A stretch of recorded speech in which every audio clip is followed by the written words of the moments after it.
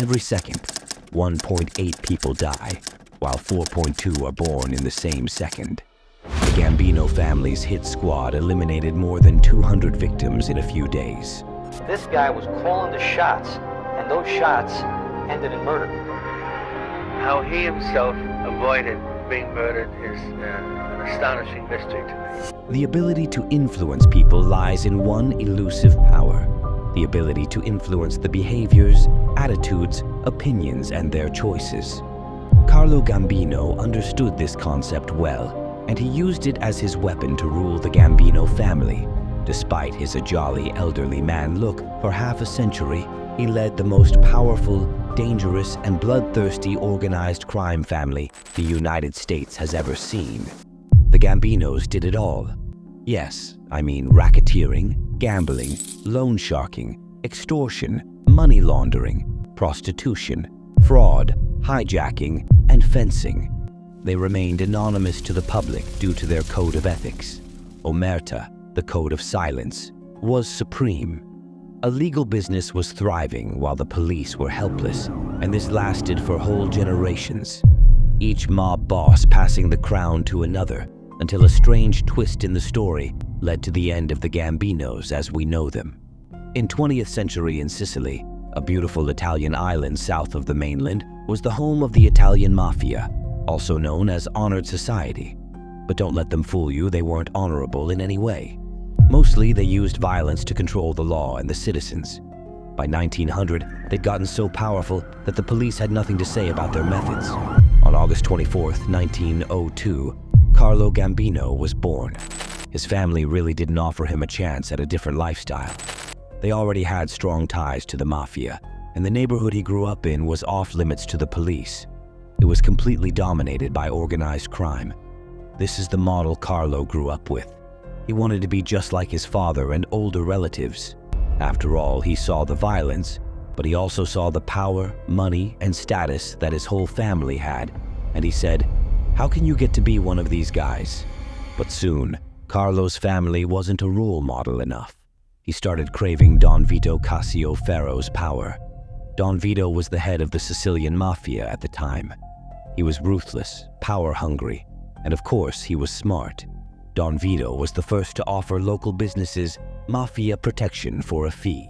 Soon enough, Don Vito got filthy rich, and in the late 1910s, when Carlo Gambino was still a teenager, he dropped out of school and became an enforcer for Don Vito. He was the one who killed those who didn't pay the fees and made it look like an accident. And he went undetected for years. He was a 5'7" guy with thin arms and non-menacing looks, but his ambitious and ruthless credentials got him to the top of the mafia chain. One of the great alliances that he understood was, I have to be like a lion and a fox. The fox is smart enough to recognize traps, and the lion is strong enough to scare away the wolves. In the 1920s, with the rise of fascism in Italy, came Benito Mussolini, who hated the mafia. So just like many Europeans running from the war or the poverty that followed, the Sicilian Mafia started heading to the United States. December 1921, Carlo was smuggled to Norfolk, Virginia, on a freighter packed with wine, anchovies, and olives. He was the only passenger on the ship. He made a spectacular entry into the United States. You'd think that when you come to a new country, you would adapt to its rules. But Carlo Gambino was used to getting things his way and respected no rules except his own. Plus, he was a ruthless criminal, so he wasn't afraid of the American police. Carlo arrived in the US in the same year as the National Prohibition Act came into place, with illegal producers being banned from manufacturing alcohol and bars being banned from selling it. Organized crime was solely responsible for both.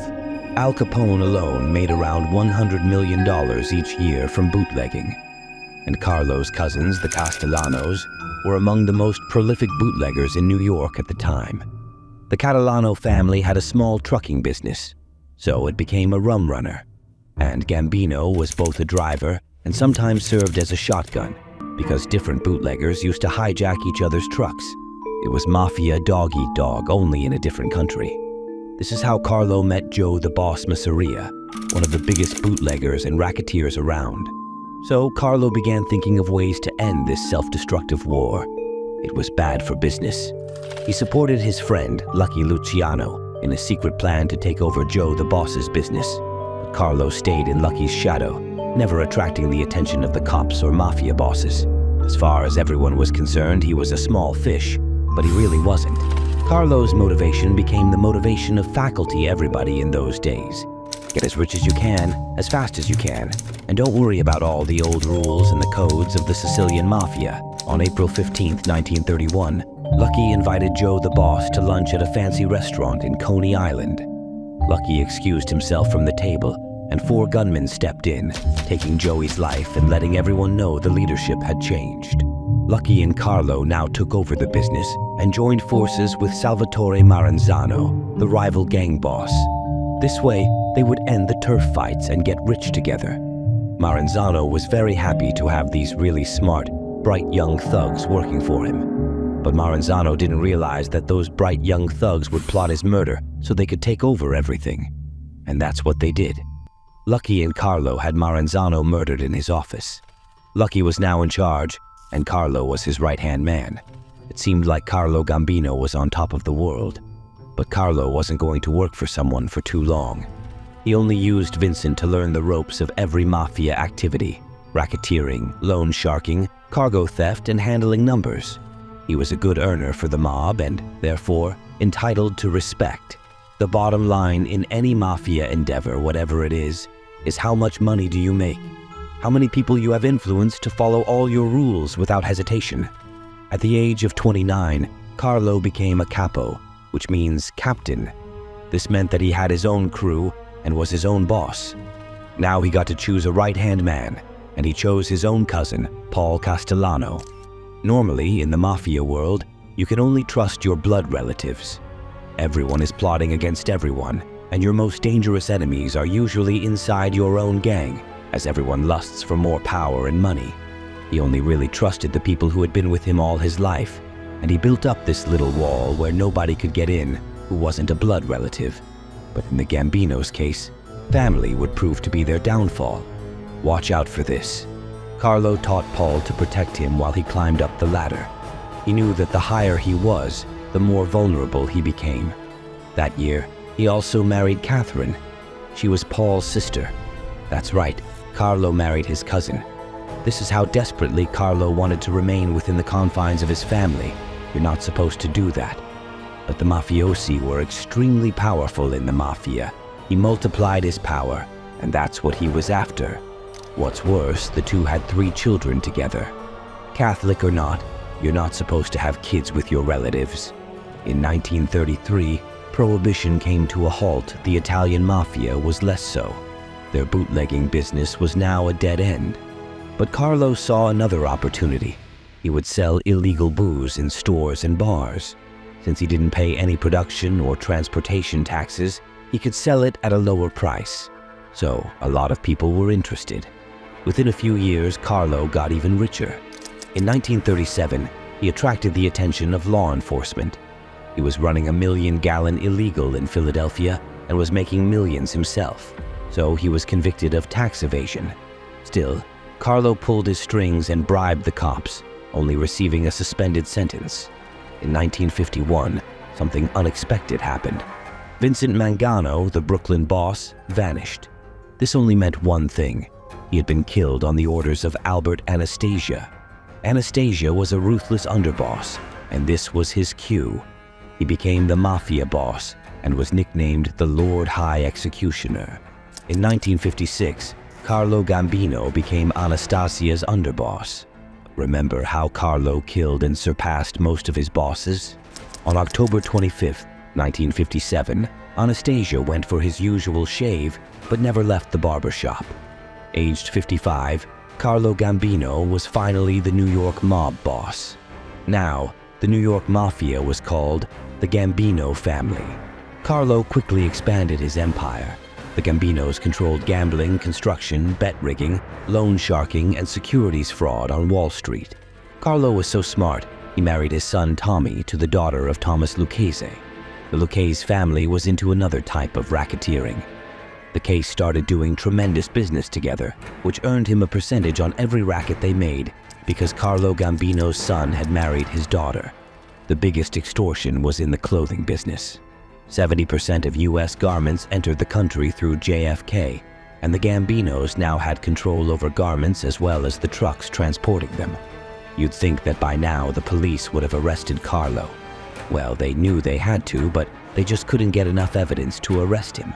During his meetings, he would always speak in code, so wiretapping proved useless, and he always kept a low profile. He was hard to get on your radar screen. He did not go bouncing at night. He didn't keep a routine schedule. By the 1960s, Carlo controlled 25 crews and had become the richest and most powerful man in New York. He felt untouchable. He would spend most of his days at Ferrara's bakery for coffee and cannoli, and people would come by and pay their respects. But throughout the 1960s, the police continued to track his activities and even kept a car in front of his modest home at all times. In 1969, John and John Gotti, two brothers associated with Carlo, were arrested after hijacking a cargo truck. A year later, Carlo was arrested for armed robbery. By now, the Sicilian Mafia became known in the newspapers as La Cosa Nostra. While Carlo's lawyers were working hard to delay his trial, his wife Catherine succumbed to cancer. With Carlo alone and vulnerable, the government started pushing for his deportation to Sicily. But every time his flight was close, he would rush to the hospital on apparent heart issues. But lies would become a reality on October 15, 1976. Carlo was watching a New York Yankees game when he died of a heart attack at age 74. Before his death, Carlo had picked his cousin Paul Castellano as the Gambino successor. But Paul was now 61, and he was more of a peaceful number runner than a feared mobster. He'd also served 3 months in jail after a botched robbery. Remember how I said that in Carlo's case? His family would also be his downfall? Well, Paul wasn't fit for running a mafia. He had a perfectly legal wholesale meat company and made good money from it. He'd never killed, and he'd always focused on numbers, so other mafiosi didn't like him. He came all dressed up, neat and clean. He didn't have to get his hands dirty or bloody, and this empire was then given unto him as this great gift, where guys who had been in the trenches robbing and stealing and killing and hijacking and everything for a year said, "Hey, what about me?" On December 16, 1985, Paul was assassinated on John Gotti's orders. John was a very well-dressed 45-year-old man who lived a life much more luxurious than the Gambinos before him. He'd grown up in the 1940s with 12 siblings and a family who could hardly afford to eat. His lust for money was all too clear, but with it came a severe gambling addiction. In general, gambling got it. He would bet on 2 cockroaches running up the wall. That's how bad he was. He would lose $20,000 in one night and throw childish tantrums whenever that would happen. The rest of his money he used to impress girls and dodge the many criminal charges thrown his way. He even earned the nickname the Teflon Don after being found not guilty at 3 different trials. He felt untouchable, but his right-hand man would bring a steep downfall. Sammy the Bull Gravano was John's enforcer, advisor, and best friend. But in December 1990, the two got arrested together on just about a dozen charges. No bail and no family attorney. The government was pushing hard to destroy the Gambino crime family. This was when Sammy cracked.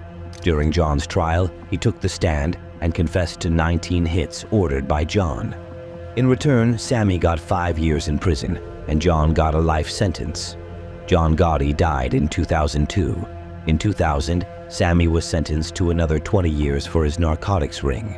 After he got out, he became a prominent anti-mafia figure, talking about the curse of being born into a crime family. His children, Karen and Gerard, have had several run-ins with the law, but it's clear the Gambino days are over.